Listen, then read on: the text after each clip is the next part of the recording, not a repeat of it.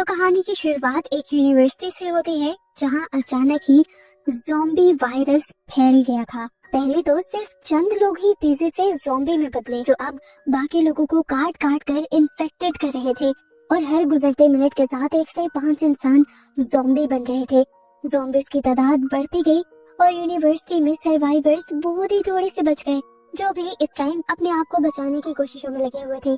इसी सब के दौरान वो लड़की जो सबसे पहले ज़ॉम्बी में बदली थी, वो अपनी ही क्लास फेलो सैन के ऊपर हमला कर देती है। सैन मुश्किल से अभी उससे बचा ही था कि पीछे से दूसरे ज़ॉम्बी ने उसके ऊपर हमला कर दिया और उससे बचने के लिए सैन ने उसे अपने से दूर गिराया और पास पड़ा एक आयरन रॉड उठाते हुए उसके अंदर स्टैब कर दिया।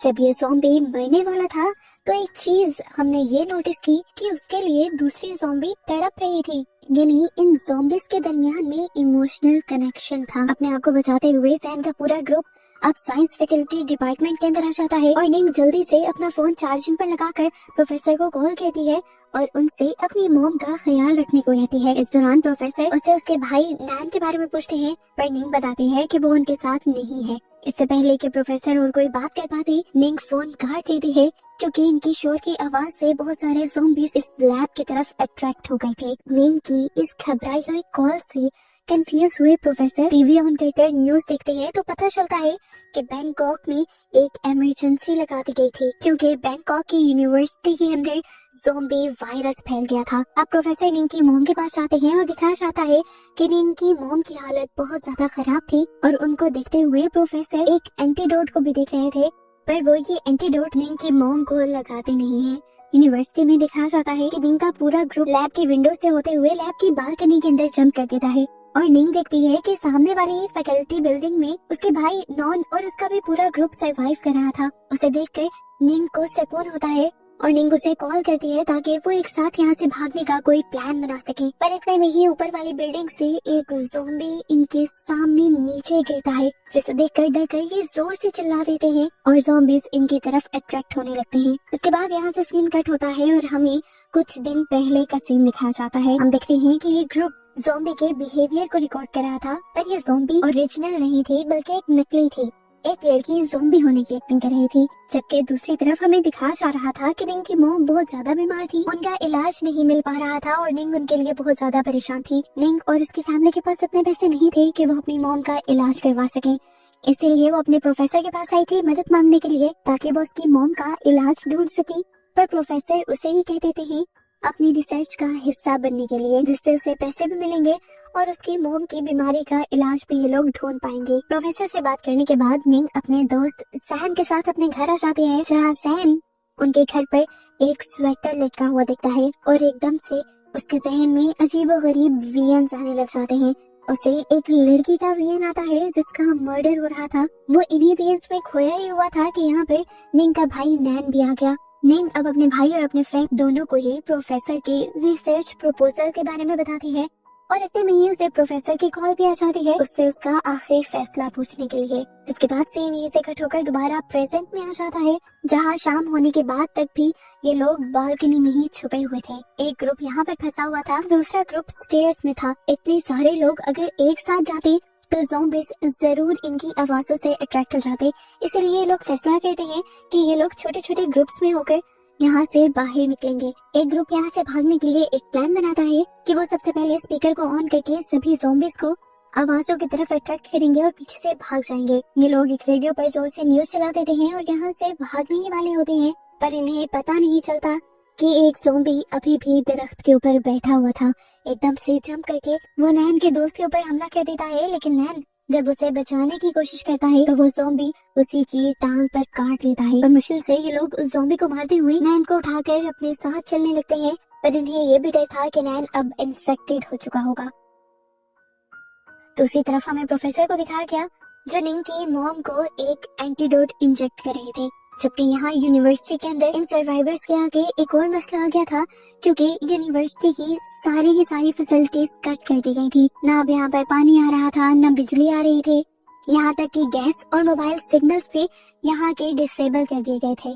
इनके पास एक छोटा सा रेडियो था जिसे चलाकर ये लोग न्यूज सुनते हैं और इन्हें पता चलता है ये सुबह को ठीक 10 बजे रेस्क्यू हेलीकॉप्टर्स इन सर्वाइवर्स को इस यूनिवर्सिटी से निकालने के लिए आएंगे। निंग जल्दी से अब यूनिवर्सिटी के कंट्रोल रूम में जाती है और अनाउंसमेंट स्पीकर्स ऑन करके बता देती है कि सुबह होते ही रेस्क्यू टीम हमें रेस्क्यू करने के लिए आएगी। जितने भी यूनिवर्सिटी में सर्वाइवर्स हैं, सुबह होते ही यूनिवर्सिटी के रूफटॉप पर आ जाइएगा। इससे पहले कि वो अपनी अनाउंसमेंट खत्म कर पाती, यूनिवर्सिटी के जनरेटर्स भी बंद हो जाते हैं। इसी टाइम पर बारिश भी होने लग जाती है और बारिश के सीन में हमें दिखाया जाता है कि सभी ज़ॉम्बीज निकलकर बारिश में एंजॉय करने लगते हैं। इधर सुबह भी हो जाती है और हम दो स्टूडेंट्स को देखते हैं जो ज़ॉम्बीज से बचते हुए यूनिवर्सिटी के रूफटॉप तक जाने की कोशिश कर रहे थे ताकि उन्हें भी रेस्क्यू कर लिया जाए। लेकिन तभी हेलीकॉप्टर की आवाज से बहुत सारे ज़ॉम्बीज अट्रैक्ट हो जाते हैं और इन दोनों के पीछे पड़ जाते हैं। दोनों अपने आप को बचाने के लिए एक ट्रक के अंदर बैठ जाते हैं, पर ज़ॉम्बीज फिर भी इनके पीछे थे। बड़ी मुश्किल से एक लड़का अपने पाँव से ज़ॉम्बी को दूर करता है और ये लोग ट्रक के ऊपर और नीचे छुप जाते हैं। अब तो इन्हें लग रहा था कि ये दोनों मरे जाएंगे, पर इनकी किस्मत चलती है और गोली की आवाज की वजह से ज़ॉम्बी दूसरी तरफ अट्रैक्ट हो जाते हैं और ये दोनों बच जाते हैं। जिसके बाद यहीं से सीन कट होकर हमें पास्ट का एक सीन दिखाया जाता है। हमें निंग की फैमिली को दिखाया जाता है। नैन, निंग का भाई, सैम के न्यू फोन से बहुत ज्यादा जेलस हो रहा था और वो अपनी मॉम को भी बता देता है कि ये उसने अपने दोस्त के पैसों से लिया है, पर निंग कहती है कि ये उसने अपनी सेविंग से लिया है। नैन की मॉम उसे भी तसल्ली देती है कि मैं तुम्हारे लिए भी एक नया फोन ले आऊंगी। ये कहकर वो काम के लिए निकल जाती है और हमें पता चलता है कि वो फूड डिलीवर करने का काम करती थी। लेकिन इस टाइम वो किसी होटल में नहीं गई थी, बल्कि जाकर एक अजीब आदमी से मिली थी, जिससे मिलकर उन्होंने उससे कहा कि मुझे लेटेस्ट और सेम मॉडल के 2 से 3 फोन्स चाहिए। ये सुनकर वो लड़का हंसता है और उससे पूछता है, तो फिर क्या तुम तैयार हो? निंग की मॉम हाँ कर देती है, जिसके बाद उसके मुंह पर एक काला कपड़ा चढ़ाकर उसे एक खुफिया जगह पर लाया जाता है। उसे एक साइंस लैब के अंदर लाया गया था। वो स्टोर रूम में जाती है अपने कपड़े चेंज करने के लिए, पर तभी उसे किसी के चिल्लाने की आवाज आती है। आवाजों का पीछा करने के लिए जब वो गई तो उसने देखा कि वहाँ पर एक लड़की नीचे गिरी हुई थी जिसका बहुत ज्यादा खून निकल रहा था और सामने ही निंग का दोस्त सैन खड़ा था जिसे वो पुकारते भी है। ये वही सीन है जिसे हमने सैन के फ्लैशबैक में भी देखा था। सैन तो इस टाइम कुछ नहीं बोलता, लेकिन यहाँ पर उनका दूसरा दोस्त जो निंग की मॉम के पीछे पड़ जाता है। निंग की मॉम यहाँ से भागने की कोशिश करने ही वाली थी, पर जो खुद ही नीचे गिर गया और उसकी हालत खराब होने लगी। उसकी आंखें बदल गई और उसके पूरे मुंह की नसें फूलने लगी। उसकी बॉडी में झटके लगने लगे थे और निंग की मॉम उसे संभालने की कोशिश कर रही थी। अब सारे सैन के पीछे पड़ जाते हैं कि आखिर उसने जो के साथ और इस लड़की के साथ किया क्या था। जिसके बाद सीन कट होता है और हम निंग की मॉम को आदमी के साथ एक मीटिंग रूम के अंदर देखते हैं। पता चलता है कि वो भी एक साइंटिस्ट था और इस टाइम इनकी मीटिंग एक बहुत बड़े बिजनेसमैन के साथ हो रही थी और ये बिजनेसमैन जो के ग्रैंडपा थे, जो की हालत अब काफी बेहतर थी। निंग की मॉम बताती हैं कि उसकी ये हालत ड्रग्स की ओवरडोज की वजह से हुई थी। उसको स्टेबल करने के लिए निंग की मॉम ने उसे एनासाउंड नाम की एक वैक्सीन से इंजेक्ट किया था, जो वैक्सीन अभी तक पूरी तरह कंप्लीट नहीं हुई थी और उसके साइड इफेक्ट के बारे में भी कोई कुछ नहीं जानता था। निंग की मॉम की इस गलती की वजह से उन्हें इस प्रोजेक्ट से निकाल दिया जाता है और यहाँ पर सख्त इंस्ट्रक्शंस भी दी जाती हैं कि जो की हालत ठीक होने के बाद भी जो को इस लैब से निकलने की इजाजत नहीं होगी। जो को अंडर ऑब्जर्वेशन रखा जाएगा कि उस एंटीडोट का साइड इफेक्ट जो पर कैसे हो रहा है। अब बाकी डॉक्टर यहाँ से चले जाते हैं और जो के ग्रैंडपा निंग की मॉम से कहते हैं, अथॉरिटीज तो तुम्हें इस प्रोजेक्ट से निकाल चुकी हैं, लेकिन मैं चाहता हूँ कि तुम इसी का हिस्सा रहो और मैं ये कर भी सकता हूँ। निंग की मॉम पहले ही बहुत शर्मिंदा थी और अब वो उस वैक्सीन को उठाकर जो कि ग्रैंडपा के सामने अपनी ही बॉडी में इंजेक्ट कर लेती हैं और कहती हैं कि इस वैक्सीन के अब जो भी साइड इफेक्ट होंगे वो मुझे भी होंगे और मैं उनको ठीक करने का रास्ता भी निकाल ही लूंगी, लेकिन मुझसे एक वादा करें, अगर मैं इस वैक्सीन का एंटीडोट ना ढूंढ पाई तो आप मेरे बच्चों को कुछ नहीं करेंगे, और अगर मैंने इस वैक्सीन का एंटीडोट ढूंढ निकाला तो आप मुझे और मेरे बच्चों को अब्रॉड शिफ्ट कर देंगे। टेंशन और गम से टूटी हुई निंग की मॉम अब घर आती है और रो ही रही होती है तो निंग उनसे पूछती है, मॉम क्या हुआ? मॉम अपनी बेटी से ही झूठ बोलती है और कहती है, कुछ नहीं, बस मेरी होटल वालों से लड़ाई हो गई है। फिर इसके बाद सीन कट हो जाता है और हमें दोबारा यूनिवर्सिटी का सीन दिखाया जाता है जहाँ पर सभी सर्वाइवर्स थे। यहाँ दिखता है कि इस रूम के बाहर से ज़ॉम्बीज का एक पूरा ग्रुप गुजर रहा था, जिनकी वो वीडियो अपनी कैमरा में बनाने लग जाता है और सारे सर्वाइवर्स उन्हें देखने के लिए आ जाते हैं। सैम इस टाइम टेम्परेचर नोटिस करता है जो कि 25 डिग्री था। ये देखते हुए सैम सबको बताता है, मुझे लगता है कि ये ज़ॉम्बीज आम ज़ॉम्बीज नहीं हैं, इनके साथ जरूर कुछ ऐसा अजीब है जो हम नहीं जानते। सुबह जब टेम्परेचर 31 था तो ये लोग पागल हुए थे और अब कम टेम्परेचर में ये लोग बहुत रिलैक्स हैं। साथ ही ज़ॉम्बी बनने के बावजूद इनका इमोशनल कनेक्शन नहीं ब्रेक हुआ। देखा नहीं था जब पहला ज़ॉम्बी मर रहा था तो हमारी ही क्लास फेलो जेन जो ज़ॉम्बी बनी थी वो उसके लिए कितना तड़प रही थी। ये सब लोग भी ज़ॉम्बीज के बिहेवियर के बारे में सोचने लग जाते हैं और इस तरह बहुत ही मुश्किल से यहाँ पर रात गुजारते हैं। सुबह होते ही इन्हें रूफटॉप पर भी जाना था। सुबह होते ही ये लोग क्लीनिंग सेक्टर में जाकर वहाँ से बहुत सारे टूल्स उठा लेते हैं, क्योंकि ये जानते थे कि कभी भी इनके रास्ते में ज़ॉम्बीज आ सकते हैं जिन्हें इन्हें मारना पड़ेगा। जैसे ही ये लोग ऊपर जाने लगे तो उन्होंने देखा कि जितने भी लोग ज़ॉम्बी बने थे वो सुबह होते ही अपनी अपनी ड्यूटीज पर वापस आ गए थे। जैसे सफाई करने वाले यहाँ की सफाई करने लगे थे, लाइब्रेरियन बुक्स ठीक कर रही थी और जो स्टूडेंट्स थे वो पढ़ने के लिए बैठ गए थे। जैसे ज़ॉम्बीज बनने के बावजूद इन सबका दिमाग काम कर रहा था। लाइब्रेरी से छुपकर ये लोग निकलने की कोशिश करते हैं, पर इतने में ही एक लड़की का फोन रिंग कर जाता है। ज़ॉम्बीज उसकी तरफ अट्रैक्ट हो जाते हैं। वो लड़की अपने आप को बचाने के लिए यहाँ से भागने की भी कोशिश करती है, पर ज़ॉम्बी पकड़कर पहले उसे उसकी टांग पर बाइट कर देता है और फिर खड़ा होकर उसकी नेक पर बाइट कर देता है। इस दौरान उसकी दूसरी दोस्त उसे बचाने की कोशिश कर रही थी और पूरा ग्रुप उसका आगे चला गया था। जब उसके ग्रुप ने देखा कि उसके दो दोस्त मुसीबत में हैं, तो वापस उसे बचाने के लिए आते हैं, लेकिन तब तक देखते हैं कि दूसरी दोस्त के ऊपर भी बहुत सारे ज़ॉम्बीज हमला कर चुके हैं और पहले वाली दोस्त भी अब ज़ॉम्बी बनकर उन्हीं के पीछे पड़ गई है। अपनी ही ज़ॉम्बी बनी दोस्त से बचकर जब ये लोग भागते हैं ऊपर स्टेयर्स की तरफ जाने के लिए, तो बहुत सारे और ज़ॉम्बीज इनके पीछे पड़ जाते हैं, जिनसे ये लोग लड़ते हैं अपने पास मौजूद वेपन्स की मदद से। अब निंग और उसके जो साथी ऊपर पहुंच गए थे, उन्होंने हेलीकॉप्टर को भी आता देख लिया था और वो जल्दी से हेलीकॉप्टर को इशारा कर रहे थे अपनी तरफ अट्रैक्ट करने के लिए। उसी टाइम निंग को ख्याल आता है अपने छोटे भाई का, ये निनान का, और उसे देखने के लिए वो स्टेयरकेस में दोबारा चली जाती है। जबकि ज़ॉम्बी बनी हुई उनकी वो साथी अब उन दो लड़कों के पीछे पड़ चुकी थी जिन्हें हमने पहले ट्रक में छुपते हुए देखा था। इस ज़ॉम्बी से बचने के लिए ये दोनों पूल में जंप कर देते हैं और वो ज़ॉम्बी भी पूल में ही जंप कर देती है। काफी देर तक ये अपना सांस रोके रखते हैं जब तक कि ज़ॉम्बी पानी में बेहोश नहीं हो जाती। रूफटॉप पर दिखाया जा रहा था कि नैन का पूरा ग्रुप भी आ चुका था दूसरे स्टेयरकेस से, जिसे अभी तक निंग पिछले वाले स्टेयरकेस में ढूंढ रही थी। अचानक से निंग के ऊपर एक ज़ॉम्बी की नजर पड़ जाती है और निंग अभी उससे बचने का सोचती ही है और अगले ही सेकंड पूरा ज़ॉम्बी का एक झुंड सीढ़ियों पे तेजी से चढ़ता हुआ उसे नजर आता है। वो जानती थी कि ज़ॉम्बीज ऊपर वाले सर्वाइवर्स को मार देंगे। जल्दी से जाकर वो सबको बचने का कहते हैं। निंग की बात मानते हुए सभी लोग दूसरे स्टेयरकेस की तरफ उतरना शुरू ही करते हैं कि ज़ॉम्बीज भी रूफटॉप पर पहुंच जाते हैं और हेलीकॉप्टर भी आ जाता है और हेलीकॉप्टर यहाँ आते ही ज़ॉम्बीज को शूट करने लगता है, ये भी जाने बगैर कि यहाँ पर सर्वाइवर्स हैं या ज़ॉम्बी। और ये देखते हुए सभी लोग सोच में पड़ जाते हैं कि क्या ये हेलीकॉप्टर उनको रेस्क्यू करने के लिए आए थे या सबको ही मारने के लिए आए थे। इधर हमें दिखाया जाता है कि पाओ, जिसके ऊपर उसकी की ज़ॉम्बी बनी दोस्त ने हमला कर दिया था, सबको लग रहा था कि वो इन्फेक्टेड हो चुका है और उसे ग्रुप से निकाल देना चाहिए, पर पाओ का भाई और दोस्त इन सबको यकीन दिलाते हैं कि वो इन्फेक्टेड नहीं हुआ था, उसके ऊपर तो बस वैसे ही खून लगा हुआ था, जिसकी वजह से सबको ऐसा लगा कि वो इन्फेक्टेड हो चुका है। खैर, ये पूरा ग्रुप अब आगे बढ़ने लग जाता है और तभी दूसरी तरफ से ये लोग अपनी दूसरी ज़ॉम्बी दोस्त को आता हुआ देखते हैं और अजीब बात ये होती है कि पाओ उस ज़ॉम्बी के साथ अपना इमोशनल कनेक्शन फील करता है और इस चीज से इन सब की शक को और ताकत मिलने लगती है कि सच में पाओ इन्फेक्टेड ही हुआ होगा।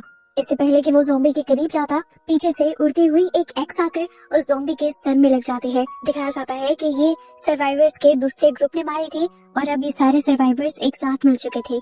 जिसके बाद सीन यहीं से कट होकर हमें दोबारा पास्ट का सीन दिखाया जाता है, यानी आज से 4 माह पहले का, जब निंग प्रोफेसर के साथ लेबोरेटरी में काम करने लग गई थी। अपना काम कंप्लीट करने के बाद वो प्रोफेसर को मैसेज करती है और अपने एक्सपेरिमेंट्स को फ्रीजर में रखकर चली जाती है। जिसके बाद वो जाकर खुद प्रोफेसर से मिलती है और कहती है, आप कब करेंगे मेरी मॉम का इलाज, कब ढूंढेंगे उनकी बीमारी का सोल्यूशन। दिन ब दिन उनकी हालत बिगड़ती जा रही है और हमारे पास कुछ भी नहीं है उन्हें ट्रीट करने के लिए। प्रोफेसर उसे यकीन दिलाते हैं कि हम जल्द ही कोई रास्ता निकाल लेंगे। निंग को एक और भी प्रॉब्लम थी, वो नहीं चाहते थे कि किसी भी इंसान को एक्सपेरिमेंट के तौर पर इस्तेमाल किया जाए, पर प्रोफेसर उसे कहते हैं, तुम्हें जितना काम दिया गया है तुम उतना ही करो, फिर ये एक्सपेरिमेंट मंकीज पर करना है, रैट्स पर करना है या ह्यूमंस पर, ये फैसला करना अथॉरिटीज का काम है। निंग के यहाँ से जाते ही प्रोफेसर के रूम में वो आदमी भी आ जाता है जो निंग की मॉम को पहली मर्तबा साइंस लैब के अंदर लेकर गया था। वो प्रोफेसर से कहता है कि जो की हालत काफी ज्यादा खराब होती जा रही है और तुम्हें जल्द ही एंटीडोट ढूंढना होगा, नहीं तो जो कि ग्रैंडपा और डैड सिर्फ हमें ही नहीं हमारी कंपनी को भी तबाह कर देंगे। गुस्से में वो आदमी प्रोफेसर को कहकर जाता है कि तुम्हारे पास इस काम को खत्म करने के लिए सिर्फ 3 दिन है और आज के बाद तुम निंग की भी हेल्प नहीं ले सकते, तुम्हें सब काम खुद करने होंगे। सीन दोबारा कट होकर हमें प्रेजेंट में सर्वाइवर्स को दिखाया जाता है यूनिवर्सिटी के अंदर, जो खाने पीने के लिए यूनिवर्सिटी के जिम के अंदर जाते हैं और खाना वगैरह खाने के बाद उन्हें दोबारा से वही टेंशन सताने लग जाती है कि वो यूनिवर्सिटी से निकलेंगे कैसे, क्योंकि मिलिट्री भी उन्हें रेस्क्यू करना नहीं चाहती थी। ये बात तो उन्होंने अपनी आंखों से देख ली थी। अब जो भी करना था इन्हें खुद ही करना था। प्रोफेसर भी इस टाइम रिसर्च करने पे लगे हुए थे और तभी उन्हें ऑफिस में एक साइंटिस्ट की रिसर्च मिलती है जिसके अंदर बहुत सारी जेलीफिश के पिक्चर्स थी। वो पूरी रिसर्च पढ़ते हैं और फिर जेलीफिश पर खुद भी रिसर्च करते हैं और उन्हें पता चलता है कि दुनिया में कुछ ऐसे जेलीफिश भी हैं जिनके अंदर इमॉर्टल पावर है, यानी वो कभी नहीं मरती। और बस यही बात जानकर वो जल्दी से पाओ यानी उस आदमी को जो उन्हें रिसर्च कंप्लीट करने का चैलेंज देकर गया था उससे जेलीफिश मंगवा लेते हैं। दूसरी तरफ प्रेजेंट में दोबारा हमें सर्वाइवर्स को दिखाया जाता है जो यूनिवर्सिटी से निकलने के बारे में सोच ही रहे होते हैं कि तब सैन अपने कैमरा में बनाए ज़ॉम्बीज की वीडियो दिखता है और सभी लोग एक चीज नोटिस करते हैं कि सारे ज़ॉम्बीज एक ही डायरेक्शन में जा रहे थे, ना कि इधर उधर, ऐसे जैसे वो किसी की इंस्ट्रक्शन फॉलो कर रहे हों। और इस चीज से इन्हें पता चलता है कि जरूर यहाँ पर कोई ज़ॉम्बी का लीडर भी है, या कह लें कि कोई क्वीन ज़ॉम्बी भी है। जैसे बीज और बग्स की भी अपनी क्वीन होती है और सारी बीज और बग्स अपनी क्वीन की ही इंस्ट्रक्शन पर चलती हैं। एक लड़की कहती है कि अगर हम इनके लीडर को या क्वीन को ढूंढ लें तो उसे मारकर हम इन सारे ज़ॉम्बीज को मार सकते हैं या कंट्रोल कर सकते हैं। फिर कुछ दिन बाद प्रोफेसर जाते हैं अपनी ही यूनिवर्सिटी में काम करने वाली एक ओल्ड लेडी के पास। वो उनसे कहते हैं कि मैं आपकी बढ़ती उम्र को रोक सकता हूँ और बढ़ती उम्र के साथ आने वाली सारी बीमारियों का इलाज भी कर सकता हूँ। बस मुझे इसके लिए आपको एक इंजेक्शन लगाना होगा। शर्त ये है कि जब मैं इंजेक्शन लगा दूंगा तो आपको इंजेक्शन लगने के बाद चाहे कुछ भी हो जाए आप डॉक्टर के पास नहीं जाएंगी, आप मेरे पास आएंगी। ये बात सुनकर वो ओल्ड लेडी थोड़ा सा घबरा सी जाती है, पर जब प्रोफेसर उन्हें कहते हैं कि आपको इंजेक्शन लगने के बदले एक बहुत बड़ी अमाउंट दी जाएगी तो वो औरत मान जाती है। इस ओल्ड लेडी के साथ साथ प्रोफेसर ने और भी बहुत से लोगों को इस एक्सपेरिमेंट का हिस्सा बनने के लिए मना लिया था। और रात को जब वो सीक्रेटली सबको अपनी लैब में लेकर जा रहा था तो तब जीन नाम का एक लड़का उन्हें देख लेता है। और प्रेजेंट में हमें दिखाया जाता है कि जीन को वो पूरा इवेंट याद आ रहा था। जैसे जीन को समझ आ रही हो कि ज़ॉम्बी वायरस की ये वजह जरूर उस दिन प्रोफेसर का किया हुआ एक्सपेरिमेंट ही है। अभी वो ये सब सोच ही रहा होता है कि कुछ लोग खड़े होकर कहते हैं हम हाथ पे हाथ रखकर नहीं बैठ सकते, हमें ज़ॉम्बीज के लीडर को ढूंढना होगा और उसे मारना ही होगा। इसीलिए कुछ लड़कों का एक ग्रुप ज़ॉम्बीज के पास जाने का डिसाइड करता है ताकि छुप कर उनकी वीडियो बनाई जा सके और ऑब्जर्व किया जा सके कि आखिर उनका लीडर है कौन। नैन भी उस ग्रुप का हिस्सा बन जाता है। लिंक के बना करने के बावजूद भी छुपते हुए ये लोग ऑडिटोरियम के बाहर खड़े हो जाते हैं और ऑडिटोरियम के अंदर मौजूद सभी ज़ॉम्बीज की वीडियो बनाते हैं और दिखाया जाता है कि सभी के सभी ज़ॉम्बीज उस ओल्ड लेडी को फॉलो कर रहे थे। यहाँ तक कि जैसे जैसे वो ओल्ड लेडी हाथ भी हिला रही थी वो ज़ॉम्बीज भी बिल्कुल वैसा ही कर रहे थे। जीन को भी यही लेडी याद थी जो प्रोफेसर के साथ थी।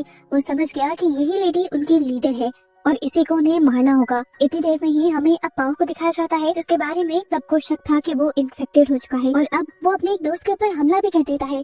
सभी बहुत मुश्किल से उससे अपने दूसरे दोस्त को छुड़वाते हैं और यहाँ पाओ का भाई बहुत ज्यादा शर्मिंदा हो जाता है और सब लोगों से कहता है कि पाओ ने ये सब इसलिए नहीं किया क्योंकि वो इन्फेक्टेड है, बल्कि वो इन्फेक्टेड नहीं है, बस उसकी मेंटल कंडीशन अच्छी नहीं है जिसकी वजह से वो ऐसी हरकतें कर रहा है। पाओ की इस बिहेवियर को देखते हुए सब लोग पाओ को जाकर एक रूम में बंद कर देते हैं और जिस लड़के पर उसने हमला किया था उसे एक और जगह रख देते हैं। पर एक लड़की को पाओ पर तरस आ जाता है और वो जब पाओ को जाकर खोलने की कोशिश करती है तो पाओ उससे कहता है देखो हमसे अच्छे तो ये ज़ॉम्बीज है, कम से कम एक साथ तो हैं और हमें देखो हम अलग अलग होकर चलते हैं। मुझे इंसानों का ये बिहेवियर बिल्कुल पसंद नहीं, इसीलिए मैं भी ज़ॉम्बी बनने जा रहा हूँ। ये बात सुनकर उस लड़की को समझ आ जाता है कि उसका भाई जीन बिल्कुल ठीक कह रहा था कि पाओ की मेंटल कंडीशन बिल्कुल ठीक नहीं है। वो भी पाओ को छोड़कर चली जाती है और कुछ देर बाद जब जीन और उसका पूरा ग्रुप यहाँ वापस आते हैं तो देखते हैं कि पाओ ने जिस लड़के के ऊपर हमला किया था अब उसके सर के अंदर एक कुल्हाड़ी थी जो जरूर पाओ ने ही उसे मारी होगी क्योंकि उस लड़की ने पाओ को खोल दिया था और वो लड़का अब ज़ॉम्बी में बदल रहा था। सब लोग ही देखकर घबरा जाते हैं और यहाँ ग्रुप में मौजूद एक लड़का जिसके पास गन थी वो इस आदमी को शूट करके मार देता है और फिर ये लोग पाओ को ढूंढने के लिए निकल जाते हैं जो कि ऑडिटोरियम के अंदर जाकर शोर मचाने लग जाता है और ज़ॉम्बीज को कहने लग जाता है आओ मेरे पास, मुझे काट दो, मैं आप लोगों के ग्रुप में शामिल होना चाहता हूँ। उसकी आवाज़ें सुनकर उसका ग्रुप उसे बचाने आ जाता है और ग्रुप का एक लड़का जो नहीं चाहता था कि पाओ जिंदा रहे वो तो उसे शूट करने ही वाला था, लेकिन ग्रुप के बाकी लोगों ने बचा लिया। ऐसे यहाँ पे शोर हुआ और सारे ज़ॉम्बीज उस ग्रुप की तरफ अट्रैक्ट हो गए। पूरा ग्रुप अपने आप को बचाने के लिए इधर उधर भागने लग जाता है, पर जिस लड़के के हाथ में गन थी वो वहीं खड़ा रहता है ज़ॉम्बीज़ से लड़ने के लिए। एक एक करके वो ज़ॉम्बीज़ को मारता ही जा रहा था, पर गन में भी उसकी बुलेट्स ज्यादा नहीं थी। चलती वो खत्म हो जाती हैं और वो इन ज़ॉम्बीज़ के दरमियान में फंस जाता है। निंग और सैन जाकर वहाँ से पाव को उठा लेते हैं और वो लड़का अकेला ही अपने हाथ में पकड़े हुए एक दूसरे वेपन से ज़ॉम्बीज़ को मारने लग जाता है। लेकिन वो पॉइंट पे आ जाता है जब ज्यादा ज़ॉम्बीज़ उसके ऊपर हावी हो जाते हैं। ये देखते हुए सैन एक इमोशनल डिसीजन लेता है। अपने आप को बचाने के बजाय उस लड़की को बचाने का सोचता है और बाकी सारे ज़ॉम्बीज़ को मारते हुए उस लड़की को बचा भी लेता है। निंग जोर से चिल्लाती है, पागल हो गए हो तुम लोग, ये वक्त इमोशनल डिसीजन लेने का नहीं है, इधर मेरे पीछे आओ। ये कहकर वो सबको भगाते हुए यूनिवर्सिटी के लैब के अंदर ले आती है। वो लड़का जो पहले पाओ को मारना चाह रहा था और फिर बाकी सारे ज़ॉम्बीज़ को मार कर आया था, वो अभी भी गुस्से में था। निंग नोटिस करती है कि एक ज़ॉम्बी ने उसके कंधे पर बाइट कर लिया था और जरूर वो भी इन्फेक्टेड हो गया होगा। इस टाइम वो कुछ बोलती नहीं, पर वो लड़का गुस्से में था। वो कहता है, कहा था ना मैंने कि पाँव को बांध के रखो, देखो इसकी वजह से कितनी जानें मुसीबत में गई। और ये सैन, इसे इमोशनल डिसीजन लेने की क्या जरूरत थी। वो इतना गुस्से में था कि अपनी दूसरी बंदूक निकाल कर वो 2 से 3 गोलियां सैन के सर में मार देता है और उसके बाद पाँव को भी शूट कर देता है और आखिर में फिर वो अपने सर पे भी बंदूक रखकर अपनी भी जान ले लेता है। ये सब इतने कम टाइम में हुआ था कि किसी को भी रोकने का मौका ही नहीं मिला था। निंग तो खुद शॉक में खड़ी थी और डैन यहाँ अपने दोस्तों के मरने पर जोर जोर से रो रहा था। निंग बैठकर डैन को हौसला देती है, जिसके बाद एकदम से डैन को याद आता है कि एक मरतबा सैंग ने उसे बताया था कि निंग प्रोफेसर के साथ मिलकर एक सीक्रेट एक्सपेरिमेंट के लिए काम कर रही है। वो लोग एक ऐसी मेडिसिन बनाना चाहते हैं जो निंग की मदर का इलाज कर सके। बस ये सोच उसके दिमाग में आई ही थी कि अब डॉट से डॉट मिलने लगे थे। उसने कुछ दिन पहले ही तो देखा था कि प्रोफेसर के रूम के बाहर यूनिवर्सिटी के काफी सारे स्टाफ मेंबर थे जो काफी गरीब भी थे और उसमें वो ओल्ड लेडी भी थी। वही ओल्ड लेडी जिसके बारे में इनका ख्याल है कि वो ज़ॉम्बीज़ की लीडर है। डैन के दिमाग में ये बात कंफर्म होने लग जाती है कि ये ज़ॉम्बी वायरस जरूर प्रोफेसर के किए हुए एक्सपेरिमेंट का ही नतीजा है। उसके ये सोचते ही सीन्स दोबारा पास्ट में चले जाते हैं और हमें दिखाया जाता है कि प्रोफेसर ने एक छोटी सी जेलीफिश के जरिए निंग की मदर के इलाज के लिए मेडिसिन बनाई थी। पर कौन जानता था कि एक छोटी सी जेलीफिश की वजह से इतने सारे इंसान ज़ॉम्बीज़ में बदल जाएंगे। असल में प्रोफेसर के ऊपर भी, जो कि फैमिली की वजह से बहुत ज्यादा प्रेशर था, दिन रात जाग कर वो एक्सपेरिमेंट की तैयारी कर रहे थे। ऐसे में उन्होंने ये चीज सोची ही नहीं कि उन्हें पहले अपने इन एक्सपेरिमेंट्स को छोटी छोटी चीजों पर, जिस तरह रैट्स या मंकी के ऊपर टेस्ट करना चाहिए। उन्होंने भी रिजल्ट देखने के लिए इंसानों के ऊपर ही फौरन टेस्ट कर दिया। फिर जितने भी लोगों को उन्होंने वैक्सीन इंजेक्ट की, उन सबसे कहा कि अगर कोई भी उनकी तबीयत में खराबी हो तो वो उन्हें आकर चेक करवाएं। पहले कुछ दिन तो बिल्कुल ठीक से चले गए, लेकिन फिर हर गुजरते दिन के साथ वो लोग जिन्होंने वैक्सीन लगाई हुई थी उनकी तबीयत बिगड़ने लगी। उन्हें चक्कर आने लगते थे, हेलुसिनेशंस होने लगते थे और एक दिन तो हद ही हो गई। उस ओल्ड लेडी को अपनी कमर पर से कुछ चिपचिपा लिक्विड सा आता महसूस हुआ, इसीलिए वो फौरन प्रोफेसर के पास आई। प्रोफेसर ने उन्हें चेक किया तो उनकी तबीयत बिल्कुल ठीक नहीं थी। वो ओल्ड लेडी पूछती है कि आखिर मुझे हुआ क्या है। प्रोफेसर कहते हैं, इसका जवाब मैं अभी नहीं दे सकता, मुझे आपका ब्लड टेस्ट करना होगा। एक आध दिन बाद जब ब्लड टेस्ट की रिपोर्ट आती है तो प्रोफेसर खुद शॉक हो जाते हैं। उस लेडी के ब्लड के अंदर बहुत से पैरासाइट्स देखे गए थे और इन पैरासाइट्स को देखकर वो खुद शॉक हो गए थे। ऐसा कैसे हो सकता था कि किसी इंसान की बॉडी के अंदर पैरासाइट्स हो। अभी वो ये सब सोच रहे थे कि उन्हें एक ईमेल रिसीव हुई। जो जेलीफिशेस उन्होंने अपने एक्सपेरिमेंट के लिए मंगवाई थी, उनमें से कुछ जेलीफिशेस इन्फेक्टेड थी। वो समझ गए कि उन्होंने अपने एक्सपेरिमेंट में, यानी वो वैक्सीन बनाने के लिए जिन जेलीफिशेस का इस्तेमाल किया था, उनके अंदर ही वो पैरासाइट थे और वही पैरासाइट वैक्सीन के जरिए इंसानों की बॉडी के अंदर गए और वहां जाते ही उन्होंने अपनी तादाद बढ़ाना शुरू कर दी। प्रोफेसर के इस शॉक मोमेंट के साथ ही सीन्स दोबारा प्रेजेंट में शिफ्ट हो जाते हैं, जहाँ पर हम देखते हैं कि निंग इस टाइम लैब के अंदर ही बैठी हुई प्रोफेसर के पूरे एक्सपेरिमेंट को रीड कर रही थी। उसे पता चलता है कि जेलीफिशेस के अंदर अपने आप को रीजनरेट करने की पावर होती है और कुछ इमॉर्टल पावर्स भी होती हैं, यानी कि जेलीफिशेस अपने अंदर की किसी भी बीमारी को खुद ब खुद हील कर सकती हैं, ठीक कर सकती हैं और बहुत लंबी जिंदगी भी जी सकती हैं। और कभी कभार तो कुछ जेलीफिशेस मरती भी नहीं। बस इसी चीज को जानते हुए प्रोफेसर अपना एक्सपेरिमेंट कर रहे थे। गलती उनसे यहाँ पर हुई कि उन्होंने ये टेस्ट नहीं किया कि वो जेलीफिशेस खुद किसी बीमारी से या किसी वायरस से इन्फेक्टेड तो नहीं। ये सारी बातें जानकर अब निंग को भी अफसोस हो रहा था। ये सब बातें करते हुए निंग के दिमाग में एक और भी आइडिया आया था। वो डन से कहती है कि अगर मुझे उस वैक्सीन का फॉर्मूला पता चल जाए तो हम इन सारी चीजों को ठीक कर सकते हैं, एक एंटीडोट बना सकते हैं, एक सही जेलीफिश का इस्तेमाल करते हुए। पर मसला ये था कि प्रोफेसर ने उस वैक्सीन का फॉर्मूला अपनी डायरी में लिखकर अपने सेफ लॉकर में रख दिया था और लॉकर का पासवर्ड तो इन दोनों को आता ही नहीं था। इन सब बातों के दौरान उन्हें यहाँ पर पड़ी हुई एक यूएसबी दिखती है। डैन कहता है हमें इस यूएसबी को चेक करना चाहिए, हमें कोई ना कोई क्लू मिल जाएगा, या तो वैक्सीन बनाने का या फिर इस सेफ को खोलने का। यूएसबी चलाने के लिए इन्हें कंप्यूटर चाहिए था, जिसके लिए इन्हें लैब से बाहर जाना पड़ता। लेकिन अब बड़ी मुसीबत ये आ गई थी कि बाहर मौजूद सैन, जिसको ये लोग मार कर आए थे, वो दोबारा जिंदा हो चुका था एक ज़ॉम्बी बनकर।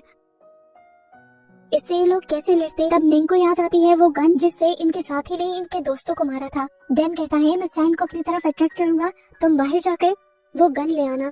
निंग डैन की बात मान जाती है। डैन सैन को अपनी तरफ अट्रैक्ट करता है और निंग गन उठाने ही वाली होती है, पर कांपते हाथों से गन दोबारा नीचे गिर जाती है और सैन उसकी तरफ अट्रैक्ट हो जाता है। इससे पहले कि वो निंग को मार देता, डैन आकर उसे पीछे से पकड़कर खूब पंच करता है और इस सारे खतरनाक से माहौल में निंग का भी सारा डर खत्म हो जाता है और वो भी ट्रिगर दबाते हुए अपने ही दोस्त सैन को मार देती है।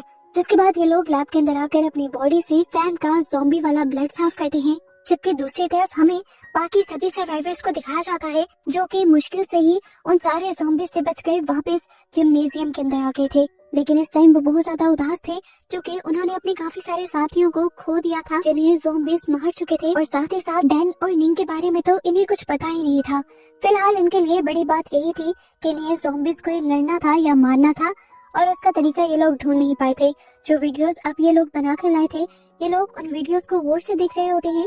नैन देखता है कि एक ज़ॉम्बी ने उनके एक साथी को काटा था और उसके काटने के बाद से ही उनका साथी उस ज़ॉम्बी के साथ ऐसा इमोशनल कनेक्शन बना रहा था जैसे वो उसका ही बेटा हो। ये नोट करते हुए ये लोग कंक्लूजन निकालते हैं कि अगर कोई ज़ॉम्बी दूसरे ज़ॉम्बी को मारे तो वो उसका डिसेंडेंट हो जाता है, ये भी उसका ही बच्चा बन जाता है। उनके दरमियान में एक ऐसा इमोशनल रिलेशन बन जाता है जो एक टीचर स्टूडेंट के दरमियान में होता है या फिर एक माँ बेटे के दरमियान में।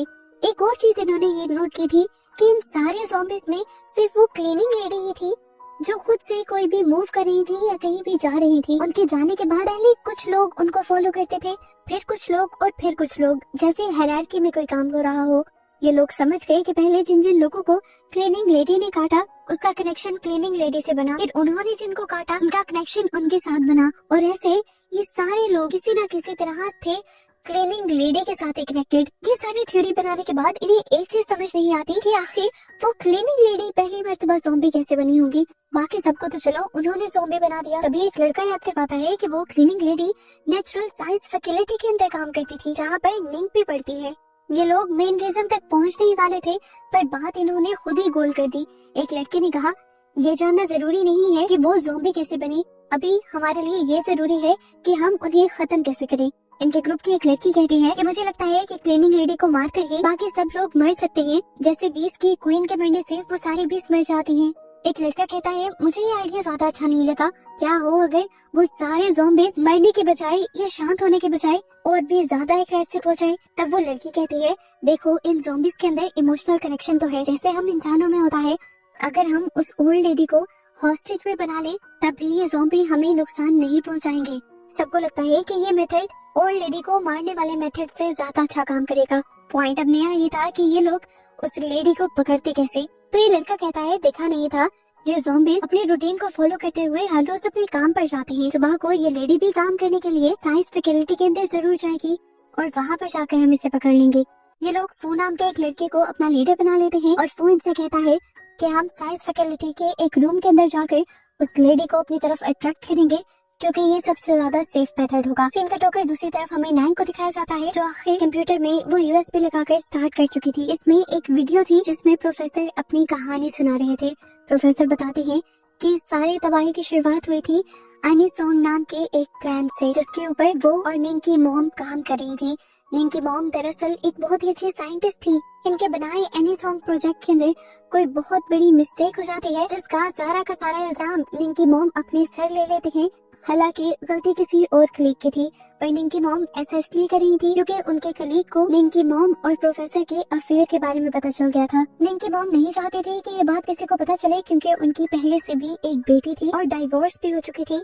ऐसी सोसाइटी में उनका नाम बहुत खराब होता। उस दिन वो उस रिसर्च कंपनी को छोड़ने के साथ साथ प्रोफेसर की जिंदगी से भी निकल गई, लेकिन फिर उन्हें पता चला कि वो प्रेग्नेंट थी। ये जानने के बाद भी उन्होंने प्रोफेसर के साथ कोई ताल्लुक नहीं रखा और अपने दोनों बच्चों को अकेले पालना शुरू कर दिया। रिसर्च के खराब होने का जो इल्जाम उन्होंने अपने ऊपर लिया था, उसकी वजह से किसी भी रिसर्च फैसिलिटी में उन्हें जॉब नहीं मिली, तो मजबूरन उन्हें एक वेट्रेस और एक डिलीवरी वुमन का काम करना पड़ा।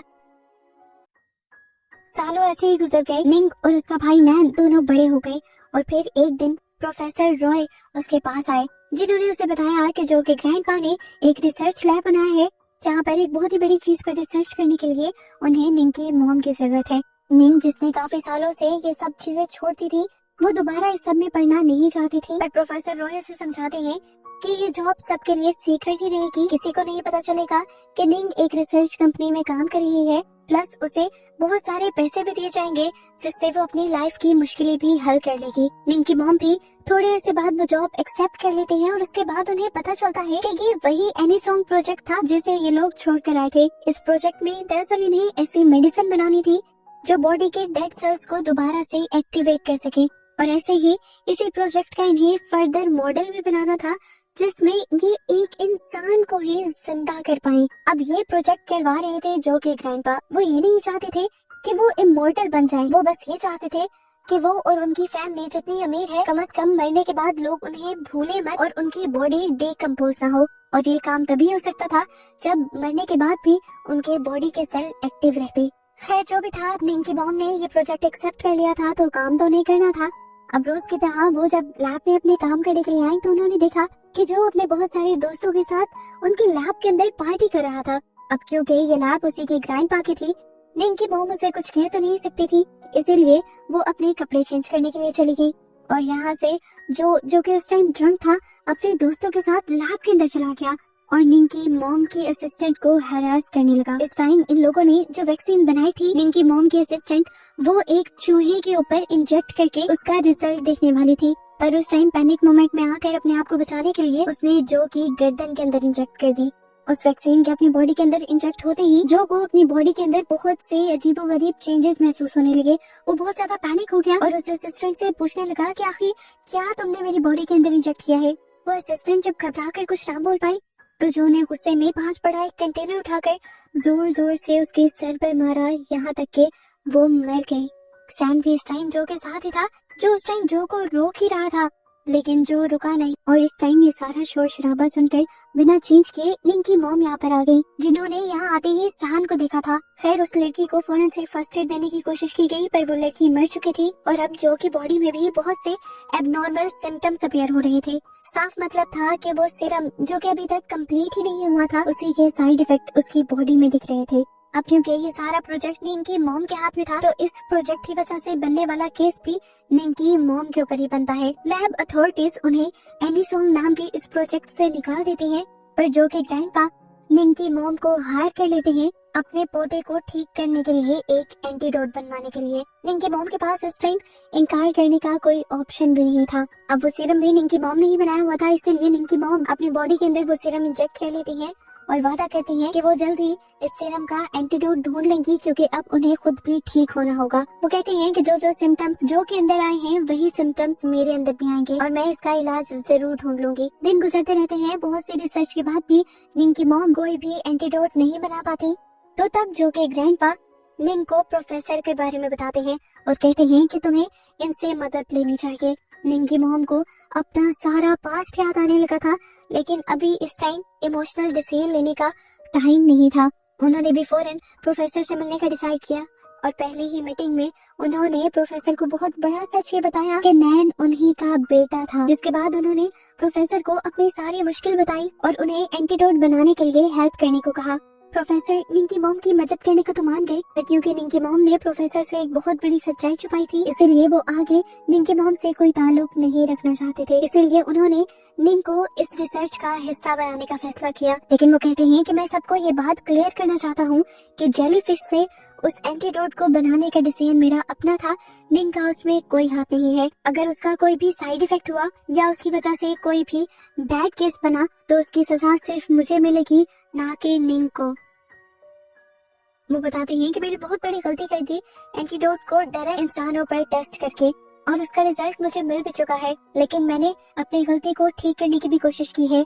मैंने बैक्टीरिया फ्री जेलीफिश का सीरम इस्तेमाल करते हुए नया एंटीडोट बना भी लिया है, जो निंग की मॉम और जू दोनों का इलाज कर सकता है। निंग ये सारी बातें सुनकर टूट चुकी थी। प्रोफेसर निंग ये क्या कर दिया था? उस समय आकर वो कंप्यूटर भी तोड़ देती है, लेकिन डैन उसे संभालता है और फिर वो फ्रीजर की तरफ जाती है, वो वाला सही एंटीडोट लेने के लिए जो प्रोफेसर बना कर गए थे। निंग इससे अपनी मॉम का इलाज कर सकती थी, पर उसे समझ नहीं आ रहा था कि अब उसे करना क्या चाहिए। दूसरी तरफ हमें सर्वाइवर्स के ग्रुप को दिखाया जाता है जो अपने प्लान पर काम करना शुरू कर चुके थे और ज़ॉम्बी लीडर को पकड़ने के लिए इसी नेचुरल साइंस फैकल्टी के अंदर आ गए थे। ये लोग आते ही पूरे डिपार्टमेंट में फैल जाते हैं, अपने हाथ में रेड और ग्रीन कलर का कपड़ा लिए, ताकि ये बिना बोले एक दूसरे को सिग्नल दे सकें। कुछ ही देर में धप धप की आवाज आती है। ज़ॉम्बी लीडर यानी वो लेडी सुबह होते ही काम पर आ गई थी। उसके आते ही ये सब अलर्ट हो जाते हैं और उसके लिए ट्रैप बनाना शुरू कर देते हैं, और सीन यहीं से कट होकर एक और मर्तबा पास्ट में जाता है। हमें वो दिन दिखाया जाता है जिस दिन वो सब लोग जिनको प्रोफेसर ने एंटीडोट से इंजेक्ट किया था, वो सब पहली मर्तबा ज़ॉम्बी में बदले थे। उस दिन 51 डिग्री सेंटीग्रेड टेम्परेचर था। इस टेम्परेचर में सबसे पहले बाहर खड़ा हुआ गार्ड चक्कर खाकर गिर जाता है, और ओल्ड लेडी जिसने सबसे पहले वो सीरम इंजेक्ट करवाया था, उसकी कमर पर हम एक बहुत बड़ा सा बॉयल देखते हैं जो खून से भरा हुआ था। एकदम से वो भी नीचे गिर जाती है और उनकी कमर पे बना हुआ बॉयल फट जाता है। चारों तरफ खून ही खून फैल जाता है और उनके पूरे मुंह की नसें नीली होने लग जाती हैं और उनकी आंखों पर भी एक जाला सा आ जाता है, और एकदम से वो एक खतरनाक ज़ॉम्बी बनकर खड़ी हो जाती है। ऐसे ही आहिस्ता आहिस्ता करके बाकी लोग भी एक मौत का दर्द सहते हुए ज़ॉम्बीज में बदलने लग जाते हैं, और ये सब काम सिर्फ कुछ ही मिनट लेते हैं। पहले ट्रांसफॉर्म हुए कि चंद ज़ॉम्बीज जल्दी से अपने इर्द गिर्द मौजूद बाकी इंसानों पर हमला करने लगते हैं, और ऐसे ये ज़ॉम्बीज कुछ ही देर में फैलता फैलता इतना फैल जाता है कि पूरी यूनिवर्सिटी में इंसानों से ज्यादा ज़ॉम्बीज नजर आने लग जाते हैं, और पूरी यूनिवर्सिटी के अंदर एक हंगामा मच जाता है। से दोबारा प्रेजेंट पे आते हैं और हम देखते हैं कि वो क्लीनिंग लेडी दोबारा ऊपर लैब की तरफ जा रही थी, और यहाँ से निंग और डन भी लैब से निकल रहे थे। निंग याद करती है कि लास्ट टाइम भी बिल्कुल इसी तरह निंग और इस ओल्ड लेडी का इंटरेक्शन हुआ था। उसे लगता है कि उसे ज़ॉम्बी से बात करनी चाहिए, क्या पता ज़ॉम्बी को वो याद हो, लेकिन ये ज़ॉम्बी खाली आंखों के साथ ही उसे देख रही थी। यहाँ बाकी लोग जब देखते हैं कि वो ओल्ड लेडी आगे नहीं बढ़ रही और इनका प्लान पूरा नहीं हो रहा, तो नैन जल्दी से शोर करने लग जाता है ताकि ओल्ड लेडी इनके ट्रैप में आकर फंसे, और अपने भाई की आवाज सुनकर निंग फौरन से अलर्ट हो जाती है और अपने भाई के पास भागती है। इससे पहले कि निंग अपने भाई के पास पहुंचती, जिस रूम के अंदर इन्होंने ट्रैप बनाया हुआ था, उस ट्रैप के अंदर फंसकर वो ज़ॉम्बी गिर जाती है, और ये लोग जल्दी से उस ज़ॉम्बी को पाँव से पकड़ते हुए कमरे के अंदर खींच लेते हैं। डैन जब देखता है कि इन्होंने एक ज़ॉम्बी को पकड़ लिया है, तो वो आगे जाकर जल्दी से ज़ॉम्बी के मुंह पे कुशन रखते हुए 3-4 गोलियां उसके सर में मार देता है, और ये ज़ॉम्बी मर जाती है। और उसे मरता देखते ही पूरा ग्रुप अफसोस में बैठ जाता है। पूरी रात इन्होंने प्लानिंग की थी ज़ॉम्बी को जिंदा पकड़ने के लिए, और डन ने पूरे प्लान पे पानी फेर दिया था अचानक उसे मारकर। अब सीन कट होकर हमें फाइनली प्रोफेसर को दिखाया जाता है, जो इस टाइम निंग की मॉम के पास थे, और उन्होंने निंग की मॉम को वो एंटीडोट भी इंजेक्ट कर दिया था जो उन्होंने बनाया था। इससे पहले कि निंग की मॉम के ऊपर ये एंटीडोट असर करता, निंग के मॉम और प्रोफेसर को लेने के लिए जो के डैड के लोग आ जाते हैं, जो उन्हें एक सीक्रेट फैसिलिटी की तरफ ले जाने लगे थे। रास्ते में प्रोफेसर देखते हैं कि गवर्नमेंट उनकी यूनिवर्सिटी को जला रही थी, और ये देखकर उन्हें दुख हो रहा था क्योंकि ये सब उनकी वजह से हुआ था, और उनकी वजह से पता नहीं कितने 100 लोग अब मारे जा रहे थे। यहाँ लैब के अंदर आते ही सबसे पहले जो के डैड प्रोफेसर के ऊपर काफी गुस्सा होते हैं, क्योंकि उन्हें लग रहा था कि प्रोफेसर ने सही से रिसर्च नहीं की। लेकिन फिर निंग की मॉम के टेस्ट होते हैं और उन्हें पता चलता है कि निंग की मॉम बहुत तेजी से रिकवर कर रही थी, यानी वो एंटीडोट काम कर रहा था। ये देखते ही जो के डैड से रहा नहीं जाता, और वो फौरन इस एंटीडोट को अपने बेटे को लगाने को कहते हैं। पर प्रोफेसर बताते हैं कि मैंने इस एंटीडोट के सिर्फ 2 ही ट्यूब बनाए थे, जिसमें से एक वो निंग की मॉम को इंजेक्ट कर चुके हैं और दूसरा यूनिवर्सिटी के अंदर है। यहाँ पर प्रोफेसर उस आदमी से कहते हैं, आपको पता है यूनिवर्सिटी के अंदर जो ज़ॉम्बी आउटब्रेक हुआ है वो आपकी वजह से हुआ है। आपके लिए करने वाले एक्सपेरिमेंट्स का नतीजा है वो। प्रोफेसर इस टाइम बहुत ज्यादा दुखी थे, लेकिन सामने वाला आदमी तो बिल्कुल इमोशनलेस था। बस चाहते चाहते ही वो प्रोफेसर से ये कहकर चाहता है कि जब तक लोगों को ये सच्चाई नहीं पता कि ज़ॉम्बी आउटब्रेक हमारे किसी एक्सपेरिमेंट का नतीजा है, तब तक हम सेफ हैं। फिलहाल इस आदमी को बस वो एंटीडोट चाहिए था जो लैब के अंदर था, इसीलिए वो फौरन प्रोफेसर को अपने हेलीकॉप्टर के जरिए यूनिवर्सिटी के लिए भेज देते हैं। और प्रोफेसर भी ये शर्त रख देता है कि वो आते हुए 2 इंसानों को लेकर आएगा, और उसकी ये शर्त भी मान ली जाती है। यूनिवर्सिटी के अंदर दिखाया जाता है कि अभी सब लोग सोच रहे थे कि आखिर ये लोग बचकर बाहर निकलेंगे कैसे और ज़ॉम्बी से लड़ेंगे कैसे। तब वो लड़की जो पहले से ही ज़ॉम्बी के सारे बिहेवियर को नोट कर करके इन्हें गाइड कर रही थी, वो बताती है कि देखो एक और ज़ॉम्बी बाहर दरवाजे पर नॉक कर रहा है, जरूर ये सेकंड जनरेशन होगी जिसे डायरेक्ट उस ओल्ड लेडी ने ज़ॉम्बी बनाया होगा, और हम उसके जरिए भी दूसरे ज़ॉम्बीज को कंट्रोल कर सकते हैं।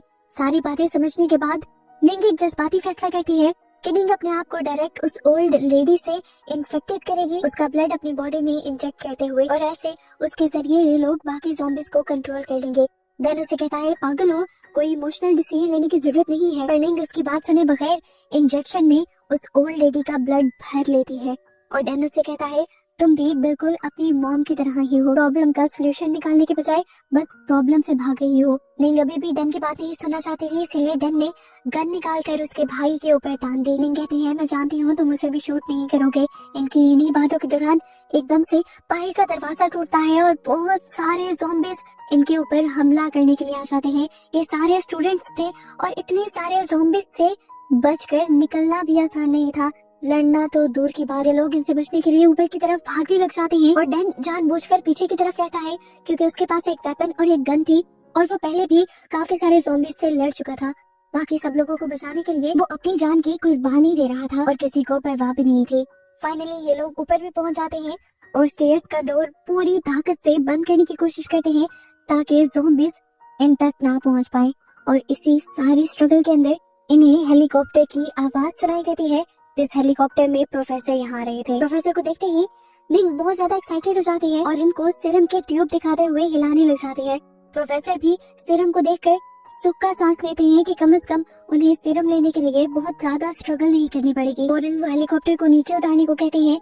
हेलीकॉप्टर के नीचे आते ही निंग और उसके साथ 2 लड़कियां हेलीकॉप्टर की तरफ जाती हैं। प्रोफेसर के साथ आए गार्ड्स निंग को उठाकर हेलीकॉप्टर के अंदर कर देते हैं और बाकी लड़कियों को दूर फेंक देते हैं, कि देखकर निंग शॉक हो जाती है कि ये लोग भी सभी लोगों को रेस्क्यू करने नहीं आए थे। इसके बाद प्रोफेसर जोर जोर से नैन को आवाज देने लग जाते हैं। डैन जब देखता है कि हेलीकॉप्टर नैन की जान बचाने आया है, तो वो नैन से कहता है किसी की मत सुनो, ये इमोशनल फैसले लेने का टाइम नहीं है, तुम अपनी जान बचाओ और जाओ यहाँ से। बहुत कुछ सोचते हुए नैन कुछ कदम आगे बढ़ता ही है, पर उसके दिल में ये बात आ जाती है कि वो कहीं अपने दोस्तों को धोखा तो नहीं दे रहा, जो यहाँ इन ज़ॉम्बीज से लड़ने के लिए और मरने के लिए स्ट्रगल कर रहे हैं। हेलीकॉप्टर पे चढ़ने का उसका दिल नहीं मानता, हालांकि निंग उसे लगातार आवाज दे रही थी कि नैन आ जाओ यहाँ पर। हमें देखते हैं वो लड़की जो हमेशा से निंग और नैन से जेलस थी, वो जब देखती है कि प्रोफेसर इन दोनों को ही सिर्फ बचाने के लिए आए हैं, तो उसके अंदर गुस्सा भर जाता है। इस टाइम उसके हाथ में वो वाली ज़ॉम्बी ब्लड की सिरिंज थी जो निंग ने ओल्ड लेडी के अंदर से निकाली थी। वो गुस्से में आगे बढ़कर नैन के गले में वो सिरिंज इंजेक्ट कर देती है और उसे भी इन्फेक्टेड कर देती है ज़ॉम्बी वायरस से। ये देखकर निंग पूरी तरह टूट जाती है और प्रोफेसर हेलीकॉप्टर लेकर यहाँ से चले जाते हैं। पीछे से बाकी लोगों ने फाइनली ऊपर के दरवाजे को भी बंद कर दिया था, जहाँ से अब ज़ॉम्बीज इनका पीछा नहीं कर सकते थे। ऐसे सीन कट होकर हमें 1 माह बाद का सीन दिखाया जाता है। हमें दिखाया जाता है कि जो काफी हद तक रिकवर कर गया था पर अभी तक होश में नहीं आया था, और यही हुआ था निंग के मॉम के साथ भी। इनकी बातों के दौरान ही एकदम से निंग की मॉम को होश आ जाता है और हम उनकी एक आंख को पहले से बड़ा हुआ और नीला हुआ देखते हैं, जिसका मतलब था कि जो एंटीडोट अभी भी उनके अंदर इंजेक्ट किया गया था, कहीं ना कहीं उसने भी साइड इफेक्ट दिखाया था। जबकि हमें 1 महीने बाद ही यूनिवर्सिटी का भी सीन दिखाया जाता है, जहाँ पर इस टाइम नैन रस्सियों से बांधा हुआ दिखाया जा रहा था। वो सेकंड जनरेशन ज़ॉम्बी में बदल गया था और उसी के जरिए इन लोगों ने बाकी सभी ज़ॉम्बीज को मैनिपुलेट करके अपने आप को बचा लिया था। और ऐसे ही नैन और यहाँ मौजूद सभी ज़ॉम्बीज को दिखाते हुए ये सीरीज इधर ही खत्म हो जाती।